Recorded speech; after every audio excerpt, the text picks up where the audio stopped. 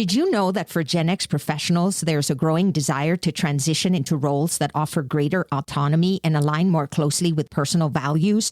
This demographic shift is contributing to the rise in entrepreneurship among mid-career individuals. Hello, action taker. Welcome to Live Blissed Out, a podcast where I have inspirational and informational conversations with business owners and subject matter experts to help you get the scoop on a variety of topics. Tired of hesitating or making decisions without having the big picture? Want to be in the know? Then this is the place to go. I'm your host, Marissa Houston, helping you achieve bliss through awareness and action. So let's get to it. Camille L. Miller is a transformational leader and celebrated influencer in the field of entrepreneurship. Her mission is simple: to inspire and support others in bringing their gifts to the world. As a strategic business designer for Soul-Led Visionaries, she offers highly individualized mentoring and guidance in all aspects of business, from planning and strategy to marketing and client acquisition. She's the founder of a global business incubator, the Natural Life Business Partnership, a soul-inspired business school, and a global online learning academy. She is also the author of 3 best-selling books and the visionary behind the Soul Professional movement for those who live in a higher vibration, have an alternative approach to business, and are here to help repair the world. To learn more, visit soulprofessional.com.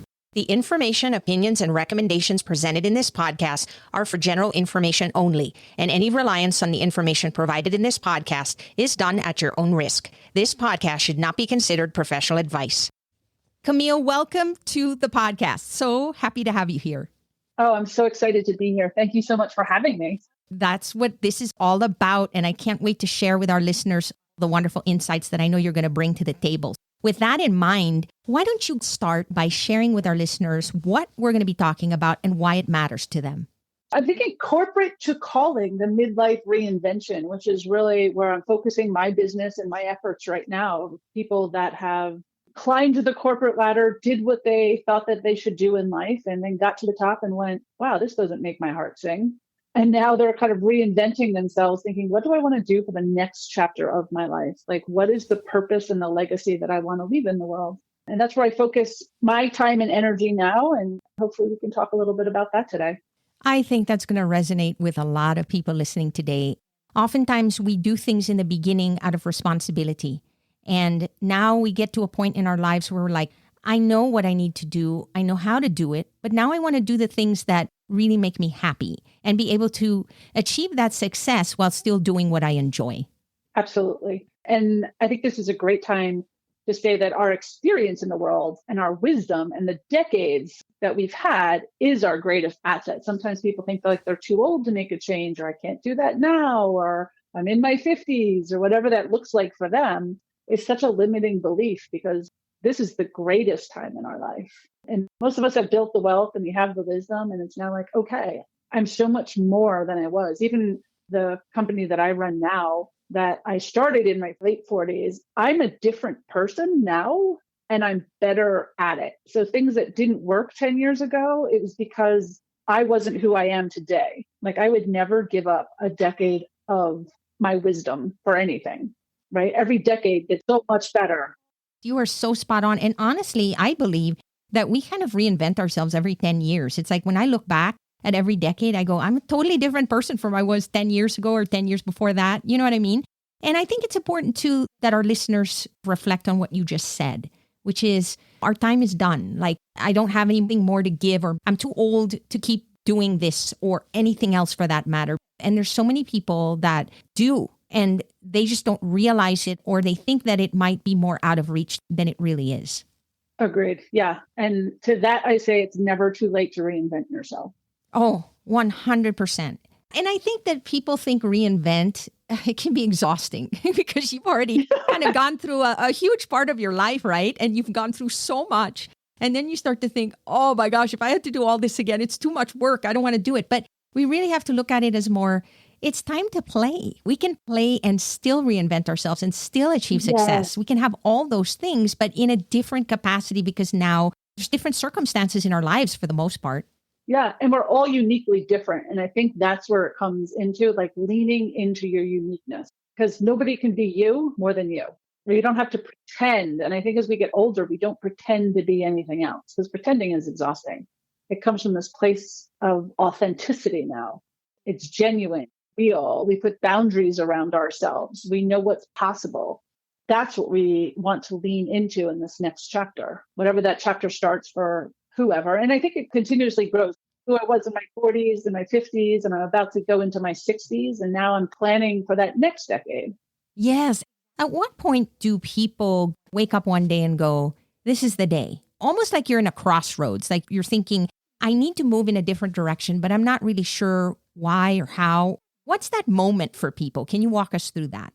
Well, I will say it's different for everybody, but it's usually been in the brain for about 2 years of they've been thinking about it, but they're like, well, people don't do it that way, or I don't have the capacity or the know-how or whatever it is, right? Or this isn't the right time, or they stack goals. Like when I do this, then I'll do this, called dream stacking. So they can never kind of get out of their own way. And then something happens. There's a moment of reality where they just go, okay, it's now. It's that moment of decision. And nobody can act before they decide that this is what I'm going to go to now. Right? And then they create a new vision for themselves. And that's what they start to work for. That's where they start the change, the process. My vision changes all the time, but there was a time, I think last decade, where I was like, I want to live in Italy. But I'm like, I got to start moving towards that. So I started taking Italian lessons. Then I started to explore. Then I went to Italy. And you have to start to move towards whatever that dream is. Now, I got there and I talked to a few people and I decided Italy is not where I'm going to end up. But I had to go through that. I always had this dream that I would, in my retirement, be a professor in a college. Like that's how I was going to end my years. That was the end. I was like, well, if this is going to be my dream, I better start applying and let's get in first. Then I can decide where I go from there. But let me start that dream. So I applied to, 26 different universities. I got one offer and that's where I went, right? It ended up being perfect for me because everything's always working out. And I taught for a semester and went, God, this sucks. I do not want to be a teacher in a college. But I loved teaching.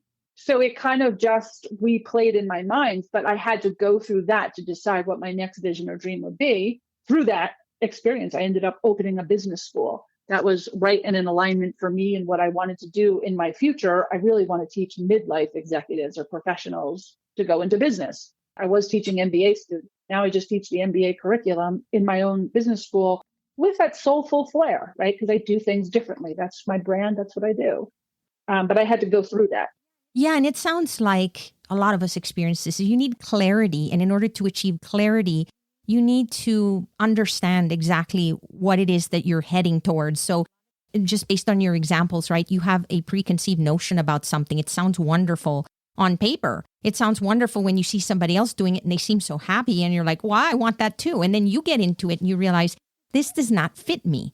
I'm glad you shared that example because for me, it's always been, if there's an idea in my head that I am interested in pursuing, the very first thing I do is I literally talk about the pros and cons and I talk about what I want versus the reality of that job or that situation. So for example, if let's say I wanted to be a teacher, one of the things I would ask myself is, what are the requirements of being a teacher? I have to adhere to a schedule. I've got to drive to the school typically. I've got to stand up a lot. I've got to do a lot of talking, all of those things that are, a given for the job. And then I look at it on the flip side and say, are those things that I want to do? And if I'm checking a lot more boxes saying, no, I don't want to drive. No, I don't want a schedule. No, I don't want to stand up and all those things, then immediately I can already eliminate, I'm going to be happy teaching. So I think we all approach it from different angles. Yeah. And that's a good way to do it. So when I work with clients to design their next business, because I work with entrepreneurs, first, I always ask them, like, if you were to win the lottery today, what would tomorrow look like? Because they answer it. But I always let them make 2 columns of something you want to see in your next chapter and things you don't want to see. Because what you don't want to see are non-negotiables. Sometimes it's, I want the ability to travel, or I don't want to work weekends anymore, or I don't want to work Friday, like whatever it looks like. And knowing what that is, so it's very, very clear as we decide in that next chapter what that looks like. So those are the pros and cons. Those are, do I want this? Do I not want this? Because from past history, we kind of know what we want and don't want anymore. It's kind of a fun place to be because we get to make those decisions. A lot of times when we're younger, we don't get to make those decisions because life happens. And there's things that you have to do to get forward to where you're going. But usually midlife, you've made it. And now you get to make some good decisions in life. Yeah. And to your point, we got that wisdom. We know better. We know ourselves better. We're kind of more comfortable in our own skin because we've been through our own life experiences. But I still think a lot of us have that innate sense of comparison. So you look at other people and you say, oh, they have that vacation house in the mountains, or they do a lot of traveling, or they do these things. And you say, I don't think I'm there. And now I feel like a failure. Or maybe you want it, or you think you want it, but you can't for whatever reason. And then you start to doubt yourself, sometimes even feel sorry for yourself and say, what have I done wrong? Or maybe it's just over for me. And the reality is, oftentimes what we think is better isn't. That we're actually living the life we already want to live. We just want to enhance it a little bit and make it more in line with something that we're more passionate about. We had to do these things before, and now we have a little more playroom to go in a direction that we might have never considered before. Yes, absolutely. And I think, especially when you and I were growing up, we're both Gen Xers, we were taught like a very narrow vision of what the world looked like. Remember, it was before the internet, so we didn't know all these global choices that we have today. Our view of what was possible was so much smaller. So as we grow, there's so many more things that we can consider. There's more jobs in the world. My job is literally global all over the world, but I do it from my home or wherever I am in the world. That wasn't even a possibility. Unheard of. And women were just starting to work. I had a stay-at-home mom. All my friends had stay-at-home moms, so it was a very different world. So different. And in fact, if we're going to even just look at that, the fact that you and I are talking right now and being able to broadcast this to anywhere in the world is mind-boggling. Because when I went to college, one of my majors was, believe it or not, radio. They happened to offer it. And I was like, oh, this is fun. I'm going to do this. And I'd play 80s music when everybody else was sleeping. And it didn't matter. I was just there having a good old time. And I thought, I'm never, ever going to be able to be in a radio station doing this ever again. So I'm just enjoying the moment. And here, I mean, it did take some time to learn, and you have to be open to change because there is a lot to learn when you start a podcast. You have to understand equipment and how to set it up and how to sequence it and what that's even going to look like for you. But I was willing to do it. And the fact that I can is just amazing. I still to this day cannot believe that I can sit here and talk to a person anywhere in the world and share their knowledge with other people. And it just gets me so excited. I can't believe it. Yeah. And that people, like you said, are taking walks and listening to podcasts, like where we used to watch TV and we could only watch it the day the show was on. And we'd all stay home that day to watch whatever show was on. We would call our friends and go, oh no, our show's on at 8:00. And if I miss it, I'm never going to see it again. There was a time where we couldn't even record. We didn't have VHSs or anything like that. And it's like, you miss it and it's gone forever. And now we're like serial listeners, right? Like I'm watching something on Netflix. I've never had Netflix and I decided to get it because I wanted to watch a few things. And now I'm just watching the whole thing, right? I'd watch one show, all of the seasons at a time, binge watch. But podcasts are the same way. I find a podcast I like, I listen to it all the time. I listen to my books on tape now. Like life has just changed so much. Oh, so much. They set things up to be like a cliffhanger because they knew you had to wait a whole week to watch what's going to happen. And nowadays, that's not the case. If you notice and you watch a show, it's more of a continuation. They don't really do cliffhangers. It's more of like, okay, now they went to this island. Now we're going to continue. But it's not like this big mystery. Like they used to make this intense thing like, what's going to happen? Because people knew there was this intense waiting time between shows. And now we don't have that. Yeah, like Who Shot JR? And the whole summer, everyone waited. I didn't even watch the show, but everyone was wondering, right? Yes, the whole summer. And I didn't watch it either. But believe me, I heard about it because everybody was waiting. It's so funny. And I think that if you're born in this generation now, the younger generation that has never experienced life without social media, all these things that we're provided with now, it's very hard to imagine. If you think about it, Camille, you and I, let's think about our grandparents or even our parents. When they tell us stories about what they didn't have, you think, wow, you mean you didn't even have a car? You mean you didn't have a microwave? And we're looking at it going, how is that possible? And then the kids today are going, You mean you didn't have a cell phone and you had those phones with the little cords that were stuck on a wall and you didn't even know who was calling you? Like you had to pick it up and find out. And to them, it's like, what is that? And so it's a very different world when you haven't experienced it. From a Gen X standpoint, I think our generation has had the most transition from that world to technology. We lived the whole experience from nothing to where we're at today.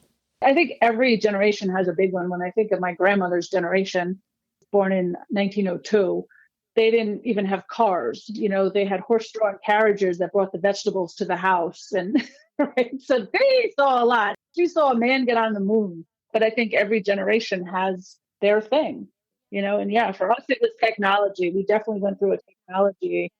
Yes, that's what I meant. Technology, like going from only being able to talk to your neighbor or the people in school or the people in your community. And then we were the generation now that experienced going from that to be able to talk to anyone in the world.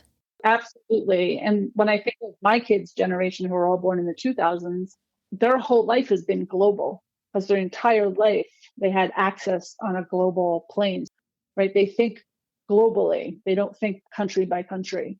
As a Gen X American, we really didn't recognize a lot of other things. We just thought everyone was American, right? We never really saw much else, a much different world. Yes, and I find that people who aren't in that space, and believe me, there's still a lot of people who don't accept technology. They don't even want to have a cell phone or they don't want to do those things. And they're just living what they like to call the real world, like, old school, maybe out in a rural area or very close to family and community. Those people are still in that space where they're like, I'm from this town. I can trace it back to hundreds of years. This is where we're from. And whatever happens outside of that, I don't care because this is my world. But we all get to live it now. Whereas in the past, we didn't have a choice. We had to be in the community because there wasn't anywhere else to be. And so that's the big shift that's taken place. And to your point with your kids, you said 2000, so I'm guessing they're like Gen Z maybe. They couldn't help but be global because that's what they've been exposed to from very early on. Yeah. I mean, I think every generation brings us further along in a good way. Oh, absolutely. I don't know about you, but I always love learning, discovering things, getting different perspectives. And then part of the reason why I love talking to you, because we can do this. We can look at it from different angles, but at the same time, we have a lot in common. We look at things from different perspectives as well. And so that's part of the excitement. When you say you want to help people in this space, what's the outcome that gets you all excited to get up in the morning and help somebody do this? What's driving you? Yeah, I love putting all the puzzle pieces together. My mission is to help other people get their gifts to the world. That's what drives me every single day because I believe if I just amplify the amplifiers, there's a ripple effect of my work. So if I can help you bring your gift to the world, whatever that is, your unique genius that only you have and possess at this time, and I can help you create a business and allow others to learn about your work, that creates a ripple effect because then that person helped more people. So the more people I help get their work to the world, the more people they help.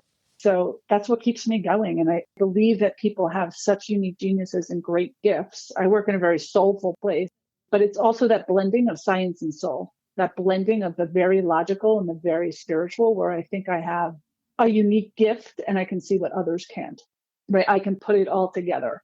I work with such unique individuals, people that are in very structured jobs like doctors and scientists and lawyers and CPAs, a lot of educators, federal employees right now, but they have this spiritualness to them and this very purpose-driven life that they're saying, this has always meant something to me. I want to change what I do. Sometimes it's doctors from Western medicine going to alternative methods or living a more holistic life because of something they've learned or have done. Sometimes it's educators that are also intuitive or psychic, or they want to do something there. There's health coaches, like there's so many people. I've had CPAs that have taken their financial world and work with sustainable companies because that's their belief. So they just kind of go into these niches that are really spectacular just for them. So there's nothing that we can't design. And that's what kind of keeps me going. I have a client that I'm working with right now that I thought, I don't know if I can do this. Right? This was a big one and had a very successful, high profile job. And I'm like, okay. And He was telling me the gifts that he has in the world. And I was like, I don't know if I can do this, but there was something just saying, okay, I got to also work with this person because I'm so intrigued in how this is all going to play out. And putting this new business together is just kind of neat. It's like one of my clients said to me that it's like they had all of the pieces of the puzzle, but they couldn't see the whole picture to put it together. And that's really where I come in. I can put all of those puzzle pieces together. So your wisdom is creating wealth. So many of us have so much wisdom, and many times we don't even see it as a strength because we've done it all our lives or it's come so naturally. But if you have an intuitive gift or something else, like I have doctors that have become sound healers. If you have this gift, it's how do we incorporate it into what you already know to be true? And so many times there's misconceptions and myths around people don't do it that way, or I can't make money doing that. Just because they have a special gift, maybe they shouldn't be asking money for it.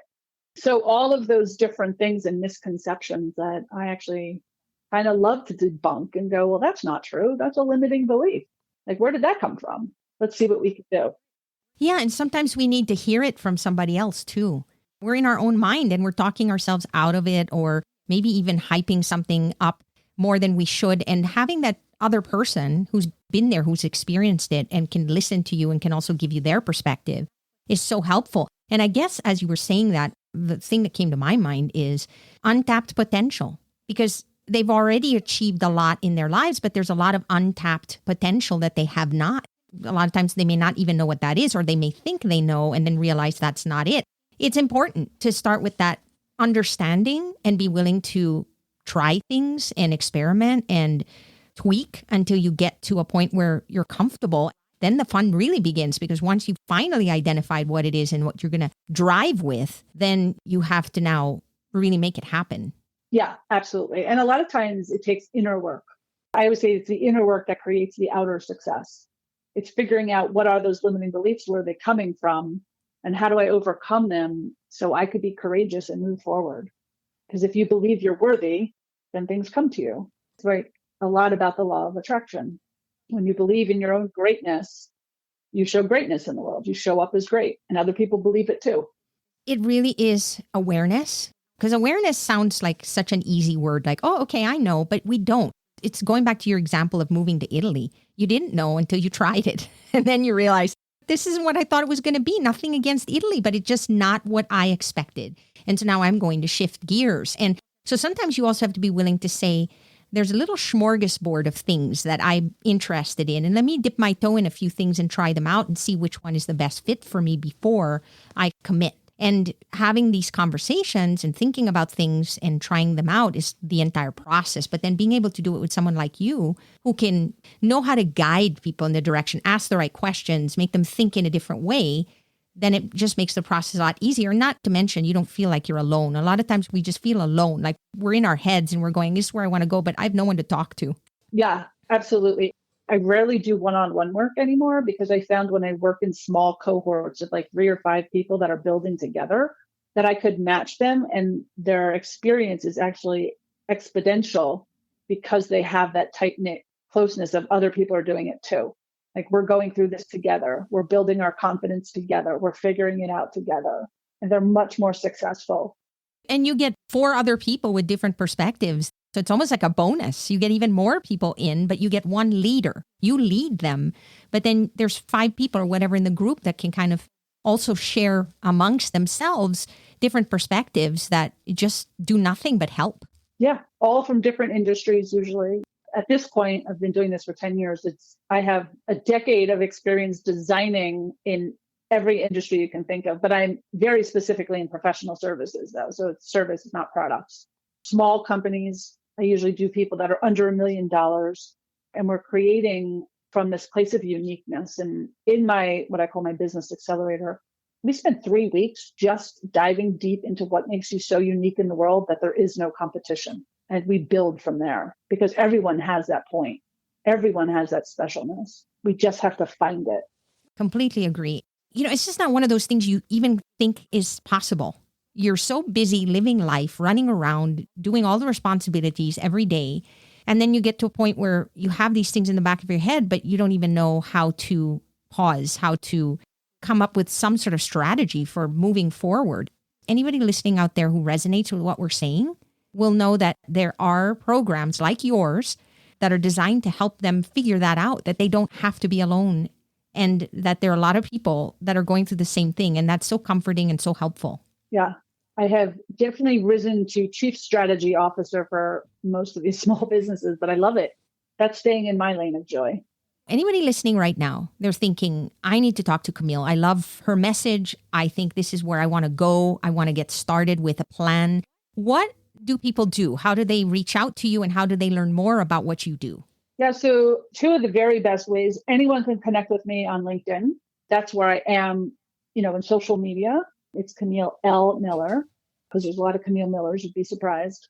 And the other way is through my website, Soul professional.com. And you can learn about me, you can learn about the community, you can learn about the Soul Professional movement, and you can join our free networking, our free classes. I'm also on YouTube, where I give free classes every month and I post them. So I would always say, start at the website, join us for free. You can reach out to me personally. I have the Soul Professional Business School, and I also have the Online Learning Academy. So lots of different ways.